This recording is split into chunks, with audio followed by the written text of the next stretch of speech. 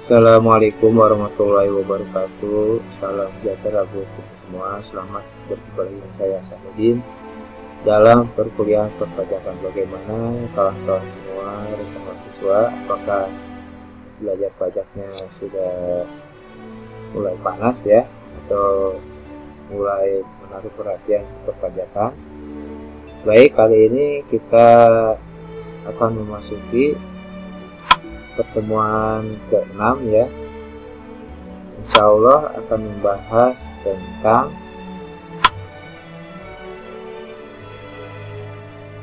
pajak penghasilan pasal 4 ayat 2 atau lebih dikenal dengan PPHP. Nah, ini landasan hukumnya tentu Undang-Undang PPH ya, pasal 4 ayat 2. Makanya disebut PPH pasal 4 ayat 2. Definisinya adalah bahwa PPH pasal 4 ayat 2 adalah pajak yang tercipta atau dibayarkan seketika penghasilan atau diperoleh atau diterima. Pemotongannya pun dilakukan oleh pemberi penghasilan atau pihak lain yang ditentukan.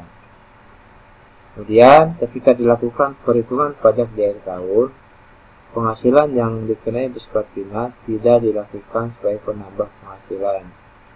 Kewajiban perpajakannya dilakukan selesai setelah saat pemotongan. Jadi disebut PPH final itu maksudnya cukup sampai di sini ya, tidak ada perhitungan berikutnya di akhir tahun. Jadi tidak bisa menambah penghasilan ya, dan pajak pun telah selesai urusannya. Nah, ada beberapa hal yang diatur dalam pasal 4 ayat 2 yaitu tentang pajak apa saja ya. Pertama, ada tentang pajak bunga deposito, tabungan dan diskontol SBI. Kemudian ada pajak bunga obligasi pensiun atau surat utang negara ya. Kemudian ada pajak bunga simpanan koperasi bagi WPOP. Kemudian ada pajak hadiah undian. Nah, ini hadiah undian, kita dapat hadiah maka dikenakan pasal 4 ayat 2. Kita suka dengar ya bahwa pajak itu hadiah itu ada pajaknya. Dan yang terakhir ada transaksi saham dan sekuritas lainnya. Kemudian selain itu pasal 4 ayat 2 juga mengatur tentang pengalihan penyertaan modal oleh perusahaan modal ventura. Kemudian ada juga pengalihan hak tanah dan atau bangunan. Jadi kalau kita menjual tanah ataupun bangunan maka dikenakan pasal 4 ayat 2. Termasuk persewaannya juga, sewa tanah ataupun sewa gedung atau bangunan terkena pasal 4 ayat 2. Dan terakhir ada usaha jasa konstruksi dan real estate ya. Ini nanti kita lihat bagaimana pemotongannya. Kita bahas dulu sebelum membahas pajak tersebut.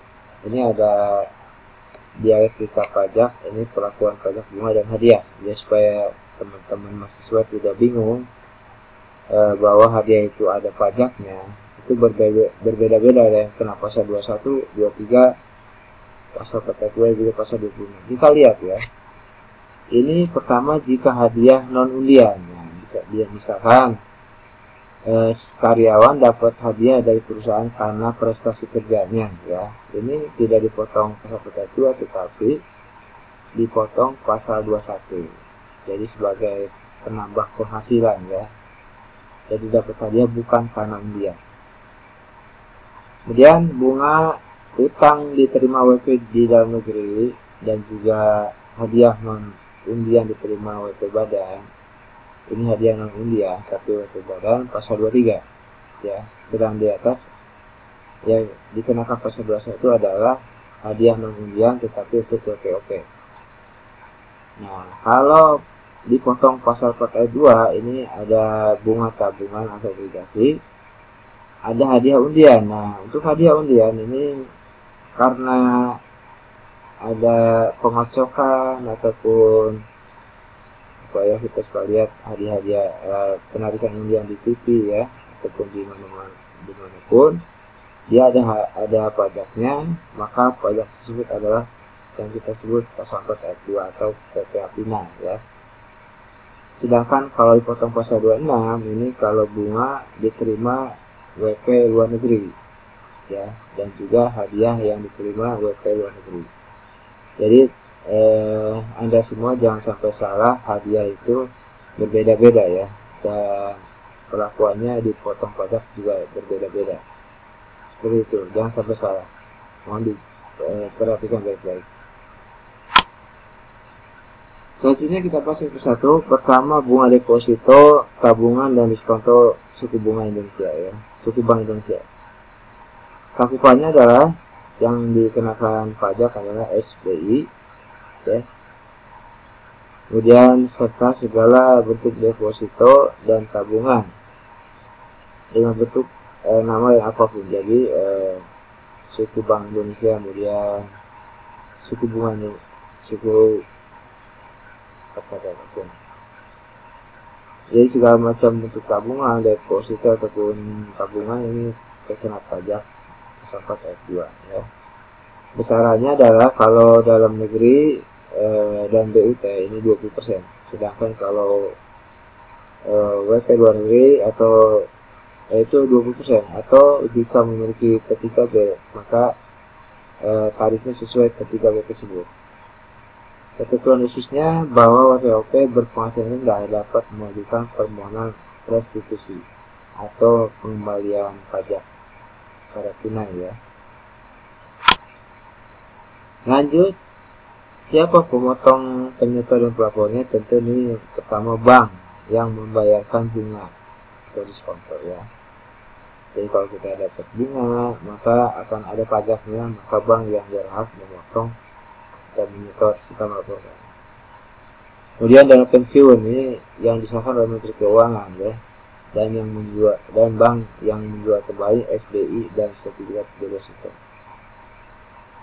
Ketiga, kantor pusat bank di Indonesia atas bunga tabungan dan deposito yang ditempatkan di cabang luar negeri. Dan yang keempat, kantor cabang bank luar negeri atas bunga tabungan dan deposito yang ditempatkan di luar negeri.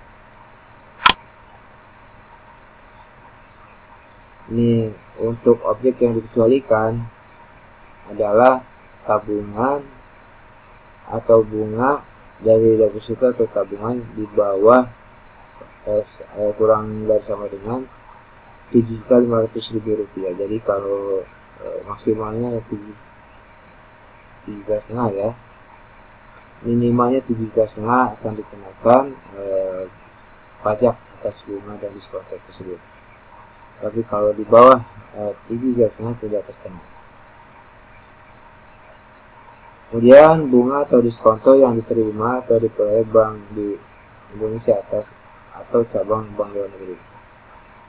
Kemudian bank dan diskonto yang diterima oleh atau diperoleh dana pensiun yang disahkan ke keuangan. Kemudian bunga tabungan dalam rangka pemilikan rumah sederhana atau rumah sangat sederhana RSS berikut kapling siapanya. Ini tidak terkena daripada pasal 4 ayat 2 tadi. Ya, ilustrasinya kita lihat. Bank Mahabrata memiliki 3 produk deposito ya, ada Maha Persona bunganya 7%, Maha Korpora 7,5%, kemudian Maha Esparta sebagai eksekretariat 6%. Jika rata-rata penerimaan deposito rata-ratanya adalah 87.500.000 rupiah, dan proporsi masing-masing produk adalah 40%, 50%, dan 10%. Berapakah PPh yang dibayarkan oleh Bank Mahabrata? Maksud saya kita jawab, tarifnya 20% ya, dikalikan rata-ratanya 87.500.000 rupiah, dikali masing-masing 40% kali 7% kali bunganya ya, kemudian 50% kali bunga 7,5% ditambah dengan 10% kali bunganya 6%. Maka kalau kita jumlahkan akan menjadi hasilnya 1.251.250.000 rupiah. Nilai yang harus dibayarkan oleh Bank Mahabrata. Cukup mudah ya. Lanjut, kita yang kedua yang dikenakan pajak PP pasal 4 itu adalah bunga obligasi dan juga SUN, surat utang negara. Ya, cakupannya tentu obligasi negara, surat perbendaharaan negara atau SPN, dan surat utang bertempo di atas 12 bulan. Tarifnya adalah 15% untuk PP dalam negeri dan BUT, dan 20% untuk PP luar negeri kecuali memiliki P3B. Ya. Dasar penggunaannya adalah bunga obligasi berkupon, diskonto obligasi berkupon, dan diskonto obligasi tanpa kupon. Pemotongannya siapa? Ini penerbit obligasi tentunya ya, atau kustodian. Nanti yang kedua perusahaan efek, dealer atau bank atas bunga dan diskonto. Ya, kemudian yang menjadi pengecualian adalah yang tidak kena ya, maka satu, bunga dan diskonto yang diterima dana pensiun. Untuk dana pensiun itu tidak dikenai pajak pasal 4 ya. Dan juga bunga dan diskonto yang diterima bank di Indonesia atau cabang bank luar negeri ini tidak dikenai pajak. Ketentuan khususnya adalah kalau dia tarif atas bunga dan diskonto yang diterima atau diperoleh reksadana yang terdapat di Bapepam, maka keuangan ada sebagai berikut. Itu menjadi 0% untuk tahun 2009 sampai 2010. Tarifnya 5% untuk 2011 sampai 2013 dan 15% untuk tahun 2014 dan seterusnya. Ini tarif tahun ke tahun ya. Lanjutkan kita dengan bunga simpanan koperasi bagi warga. Ini kalau kita menyimpan simpanan dapat bunga dari koperasi, maka akan dikenai pasal 4 ayat 2. Cakupannya adalah bunga atas simpanan koperasi ya, tidak termasuk bunga simpanan sebagai hasil sisa usaha atau SAU ya. Jadi hanya khusus bunga atas simpanan saja. Biasanya kita menyimpan simpanan di koperasi ya, simpanan pokok, simpanan wajib, dan juga simpanan sukarela. Dikenai bunga ya, maka bunga tersebut harus ada pajaknya. Ini tarifnya adalah kalau dia bunganya Rp 0 sampai 240.000 per bulan, maka tarifnya adalah 0%. Jika di atas Rp240.000, maka tarifnya menjadi 10%. Ya. Yang memotong, menyetor, dan melapor tentu adalah koperasinya ya. Kita lihat, ini ada satu ilustrasi koperasi simpan pinjam Ramayana yang melayani para pedagang pasar yang rata-rata menabung 25% dari laba bersih setiap bulannya. Koperasi memberikan bunga 8% ya. Nasabah dari atas 250 pedagang besar, rata-rata 150 juta rupiah per bulan, dan 750 pedagang kecil, rata-rata 120 juta per bulan. Berapakah besar TPA final yang harus potong kepada Ramayana di bulan pertama? Kita lihat. Untuk bunga bulan pedagang kecil kita langsung hitung 25% ya, tarif suku bunganya kali 120 juta rata-rata ini ya. Kemudian dikali 8% bunganya dibagi 12 karena 1 tahun ya, maka dapat angka 200.000 rupiah. Sedangkan untuk pedagang besar 25% ya, rata-ratanya dikali 150 juta rata-rata labanya penghasilan, dikali 8% bunganya dan dibagi 12 karena setahun sebenarnya Rp250.000, sehingga PP finalnya yang di bawah Rp240.000 itu 0% ya, ini tidak kena pajak, sedangkan yang kena pajak hanya yang ini Rp250.000, itu pun harus dipotong Rp240.000. Jadi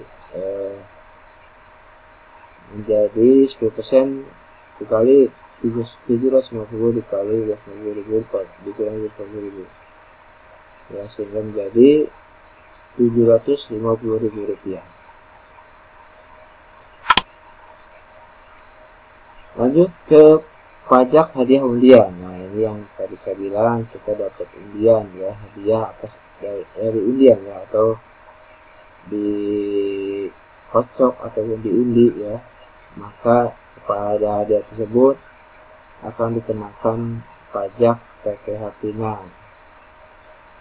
Cakupannya adalah hadiah yang diberikan melalui cara undian dengan nama dan bentuk apapun, selama itu hadiah dari undian atau dikocok ya, ataupun ada diundi lah gitu ya, maka dia kena pajak sebesar 15% tarifnya dari nilai hadiah tersebut. Saat tarifnya kapan? Saat akhir bulan dibayarkannya hadiah ya. Setiap akhir bulannya harus bayar pajak. Lalu siapa yang bayar pajak? Ya tergantung daripada kesepakatan penyelenggara, apakah kita dapat hadiah sudah dipotong pajak atau belum dipotong pajak ya. Termasuk kalau kita dapat hadiah misalkan mobil atau rumah, maka pajaknya harus kita bayarkan 15%. Pemotongnya orang pribadi, badan, kepanitiaan, organisasi, ataupun penyelenggara lain tanpa terkecuali. Semua penyelenggara kegiatan yang mengadakan undian hadiah ya. Ketentuan khususnya kalau hadiah 5 juta rupiah ini dibuat tidak dikenakan pajak, tapi harus ada daftar nominatifnya ya. Daftar nominatifnya data penerima hadiah, namanya, alamat, kemudian data-data semuanya disebut data nominatif. Lanjut sekarang tentang saham dan sekuritas lain. Cakupannya adalah transaksi jual beli atas saham di bursa efek. Tarifnya adalah 0,1% dari jumlah bruto nilai transaksi, dan ada tambahan 0,5% kalau penjualan saham pendiri ya. Jadi pendiri menjual sahamnya ditambahkan tarif 0,5% selain yang 0,1 ini ya. Pemotongnya siapa? Tentu perantara pedagang efek ya.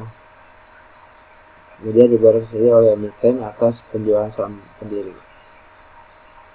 Pengertian pendiri ini OP atau badan yang tercantum namanya dalam daftar pemegang saham PT atau anggaran dasar PT sebelum pendaftaran pada Bapepam ya.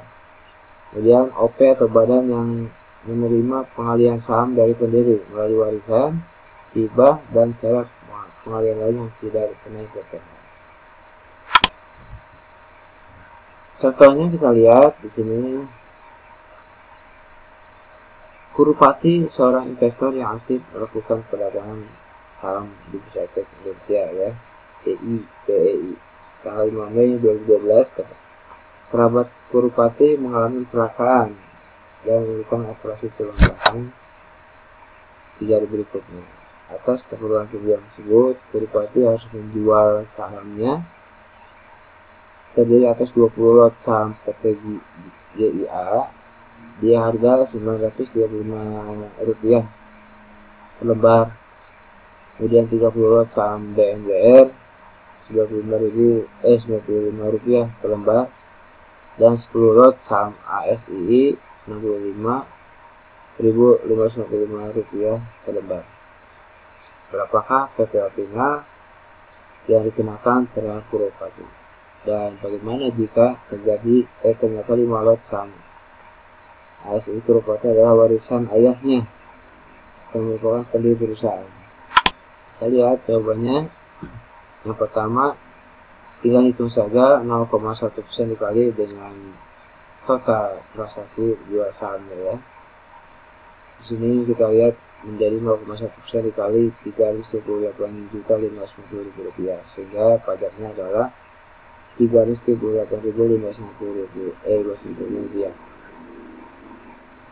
Kemudian jika terdapat transaksi saham pengguna, maka ada tambahan 0,5% ya, karena ini terdiri, maka menjadi 1.157.987,50 rupiah. Selanjutnya adalah pengalihan penyertaan modal oleh perusahaan modal Ventura. Cakupannya penghasilan perusahaan modal Ventura dari transaksi penjualan saham atau pengalihan penyertaan modal pada perusahaan pasangan usahanya. Tarifnya 0,1% ya, dari nilai bruto nilai transaksi salah perusahaan pasangan usahanya ini ya. Itu kalau peredaran usahanya tidak lebih dari 5 miliar rupiah. Kemudian tentang pengalihan hak tanah dan atau bangunan ya, ini jual beli tanah dan bangunan ya. Ini termasuk penjualan, tukar menukar atau ruslah ya, tukar guling ya.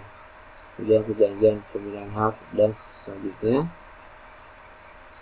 Atau bentuk pengalihan lain ada warisan, sewa dan hak opsi, sale and leaseback, kemudian penjualan modal dan sebagainya. Ini adalah yang dikenai PPh pasal 42 dari pengalihan hak tanah dan atau bangunan. Tarifnya adalah 5% dari nilai pengalihannya ya. Itu kita lihat dari nilai objek pajaknya dan GOP di SPPT PJB. Dikecualikan kalau hak atas rumah sederhana dan rumah sangat sederhana ini berlaku 1%. Jadi kalau untuk rumahan yang sederhana RS dan RSSS itu tarifnya 1%, bukan 5%. Selanjutnya adalah yang dikecualikan, yang tidak terkena pajak, yaitu bila OP berpenghasilan di bawah 60 juta ya, objeknya ya, objek pajaknya di bawah 60 juta rupiah dan tidak dipecah-pecah. Kemudian OP atau badan yang memiliki hak kepada pemerintah guna pembangunan untuk kepentingan umum ya. Jadi yang kena gusuran ini tidak kena pajak ya. Kemudian OP yang mengalihkan hak melalui hibah pada keluarga saudara dan waris turunan lurus satu derajat ya. Kemudian WP, OP atau badan yang mengalihkan hak atau hak melalui hibah kepada badan keagamaan, badan pendidikan, badan sosial, termasuk yayasan, operasi dan OP yang menjalankan UMKM. Kemudian pengalihan melalui warisannya. Jadi yang namanya warisan itu tidak ada pajaknya. OP atau badan yang tidak termasuk subjek pajak. Kemudian pemotongnya tentu pertama bendahara negara, yang kedua kepala kantor lelang negara, ini kalau melalui lelang ya, dan WP melakukan penyetoraan sendiri, jadi yang bayar tuh WP-nya ya. Kemudian ketentuan khususnya adalah atas sewa dengan hak opsi, lessor dikenai pajak sebesar 5% dari residual value-nya. Kemudian atas sale and leaseback, lessor dikenai pajak sebesar 5% dari pengalihan, 5% dari residual value, dan 5% dari penalti atas percepatan penggunaan hak opsi. Kemudian hak pengalihan dalam rangka penggabungan peleburan dan pembukaan usaha tidak dikenai pajak, dan atas pengalihan tanah dan atau bangunan milik pemerintah melalui lelang tidak dikenai pajak ya. Jadi kalau yang tanah atau bangunan pemerintah dijual melalui lelang itu tidak dikenai pajak. Kita contohkan di sini Pemkot Arkapada berdasarkan proyek pembangunan yang bertujuan guna kepentingan umum, ya. Desa Mayapada akan direlokasi dengan penggantian aset, digusur ceritanya, ya. Ini dihuni oleh 9.350 kakak. 10% diantaranya tinggal di rumah sederhana dan juga rumah sangat sederhana, serta terdapat 1.550 kapling lahan pejabat pemerintah.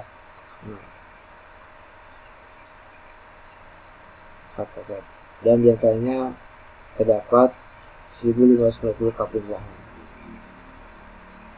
Pejabat pemerintah menetapkan nilai pengalihan rumah hunian sebesar 350 juta rupiah, RS dan RSS 120 juta rupiah, dan kapling lahan 77 juta 500 rupiah. Berapakah PPh yang sepotong? Kalau Pemkot langsung kalikan tarif 5% dikali dengan 90% dari sini jumlahnya, ya.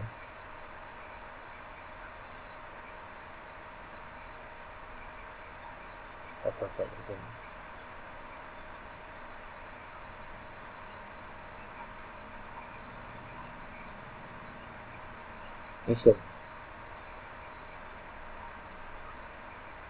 Maka kita bisa jawab dengan mudah, tarik ke 5% dikali 90% kali jumlah kakak dikali harganya, ya, pengalihannya. Kemudian ditambah 1.250 kapling, ya, dikali BPP nya dikali ditambah 1% karena ini RS dan RSS, ya. Kemudian terus kita jumlahkan menjadi dapat hasil 154 juta 154 miliar 427 juta 500 rupiah. Ini dijelaskan oleh Pemkot Palangkaraya, ya. Lanjut, kalau persewaan tanah dan atau bangunan ini cakupannya tentu sewa, ya, sewa tanah atau sewa gedung, sewa bangunan ini kena tarif 10%. Jadi setiap kita sewa apapun, sewa rumah, sewa tanah, terkena 10% pajak TPL tersangka pajak yang harus dibayar. Cara pelunasannya bisa dua cara, bisa dipotong oleh penyewa. Jadi harga itu termasuk, ya, kita bisa ditambahkan dengan uang pajaknya, ya. Atau disetorkan sendiri oleh orang yang menyewakannya.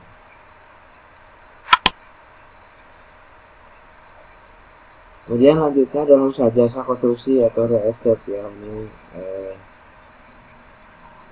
dasar hukumnya, ya. Kemudian ini kalau tarif KUHP secara umum ini berlaku pasal 23, ya. Kemudian tarifnya 15%. Kemudian tarif WP bagi ketentuan khusus ini kalau usaha kecil memiliki nilai pengadaan 1 miliar rupiah, ya, maka berlaku tarifnya 4% untuk perencanaan konstruksi, kemudian 2% untuk pelaksanaan konstruksi, dan 4% untuk pengawasan konstruksi. Ini adalah pajak untuk para pelaksana jasa konstruksi atau yang membangun suatu bangunan ataupun jalan dan sebagainya, maka kontrak tersebut dikenakan pajak tersangka tahap 2. Ini tarifnya, ya. Ada yang 4, ada yang 2%, ada yang 4% untuk tergantung kegiatannya, apakah merencanakan atau pelaksana atau pengawasan. Kemudian tarifnya adalah kalau 2% untuk WP kualifikasi usaha kecil, ya, kontraktornya masih kecil, maka tarifnya 2%. Kalau WP yang tidak memiliki kualifikasi lebih besar 4%. Kalau selain usaha kecil, kontraktornya kena 3%. Ya, kalau untuk perencanaan pengawasan ini 4% untuk yang memiliki kualifikasi usaha dan 6% untuk yang tidak memiliki. Biasanya untuk kontraktor ada satu kualifikasi, ya, dari asosiasi tertentu, apakah dia sudah memenuhi kualifikasi atau belum, maka tarifnya berbeda. Siapa yang memotong dan mengkode sistem melapor? Tentu dipotong oleh pengguna jasa ya. Kalau kita menggunakan satu kontraktor, maka kita harus memotong dan mengkode sistem melaporkan pajaknya, atau disetorkan sendiri oleh penyedia jasa. Ini contohnya untuk firma Kahyangan, merupakan perusahaan yang bergerak di bidang konstruksi dan berkualifikasi ya. Kualifikasinya usaha kecil. Di tahun 2008 dia menerima kontrak sebagai satu pelaksanaan konstruksi ya, yang tahan gempa 525 juta rupiah, dan perkiraan penghasilan netonya 135 juta rupiah. Ditangani tanggal 3 Februari dan diserah terimakan tanggal 7 Mei ya. Berapakah pajaknya? Kita lihat,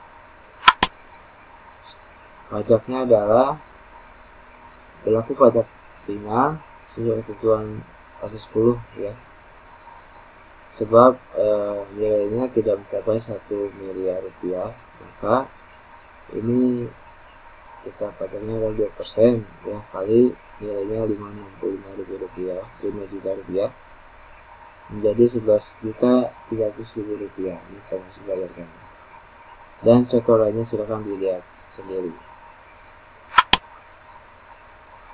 Kemudian ada lagi dividen atau keuntungan dari satu saham ya, ini terkena pasal 4 juga tarifnya 10%. Jadi para pemegang saham yang mendapatkan dividen akan dipotong pajak 10%. Ya, pemotongnya atau penyita yang pelapor tetap membayar dividen perusahaannya. Contohnya nih, kita lihat Pandu Dewanata merupakan salah satu pendiri PT Nirwana ya, dengan kepemilikan 3.000 lembar dan dari 1.500 dari 1.500.000 lembar saham yang beredar. Kemudian atas kinerja keuangan ini perusahaan memutuskan untuk membagi dividen senilai 650 juta rupiah tanggal 31 Desember. Berapakah PPA finalnya yang sepotong ya? Kita lihat. PPA finalnya adalah 10% tarifnya dikali 3.000 jumlah sahamnya dari 1.150 lembar saham yang dimilikinya, kali jumlah dividennya yang akan dibagikan, menjadi pajaknya 13 juta rupiah. Demikian yang bisa saya sampaikan dalam kesempatan kali ini tentang PPA pasal 4 ayat 2. Semoga bisa dipahami. Apabila masih ada pertanyaan, silahkan diajukan di WAG ataupun forum diskusi di MyDesk. Terima kasih, semoga bermanfaat. Kita jumpa lagi di depan. Assalamualaikum warahmatullahi wabarakatuh.